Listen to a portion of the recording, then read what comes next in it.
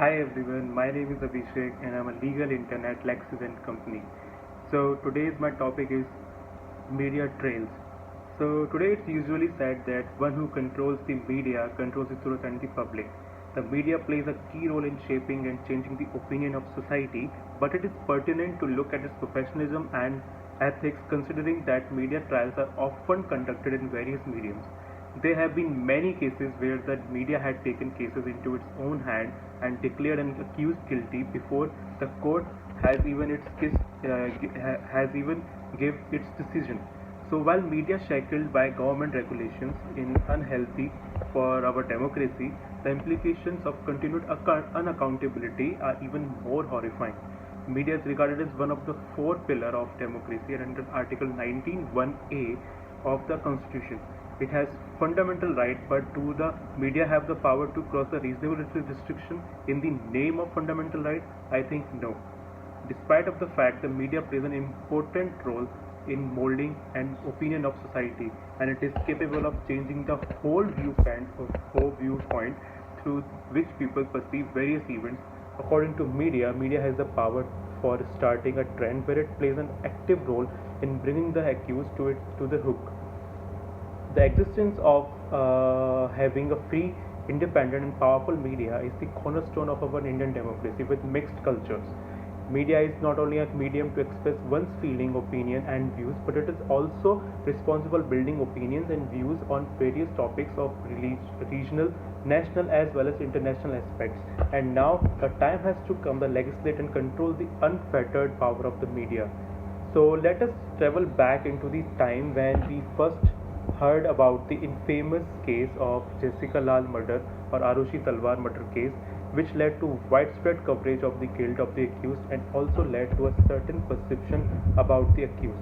Not only it created a hysteria among viewers in high profile cases, making it nearly impossible for the trial to result in a fair judgment. And now, with two Bollywood movies depicting the same case, recently the coronavirus development were at least interesting than the trending hashtag Sorry Babu and Mujhe Drugs Do. The case from being an abetment to suicide went to drug dealing in Mumbai, where the entire population has convicted Ria as the murderer who is black magician. The media trials in these cases have caused wrongful portrayals of the accused and helped in destroying many careers. The, so so effects of media trails on society at large are when the society starts to lose the logical sense of reasoning and critical thinking. They forget to focus on the real issues, thus growth and development come at stake. The media instigate the public in creating rights by adding communalism or casteism, by which the famous headlines regarding Hindu girl shot by Muslim man for denying to marry. Another one is Dalit girl raped by Thakurs.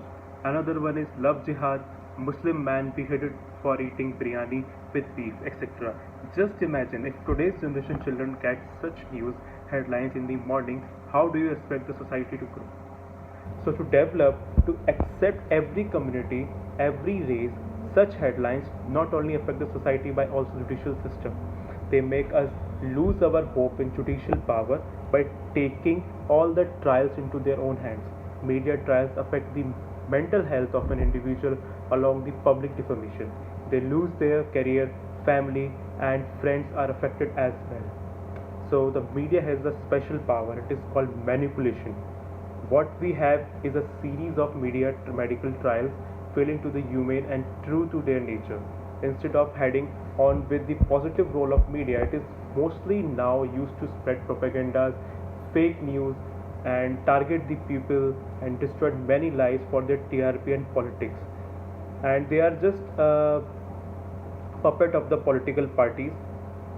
What political parties created the script, they just read it in their media houses. This is now an ever growing profession in India where news is equivalent to entertainment and people are indulging themselves in these kind of news and form opinions before any and form opinion before the actual event is described by the police and any authority. So that's it. Thank you.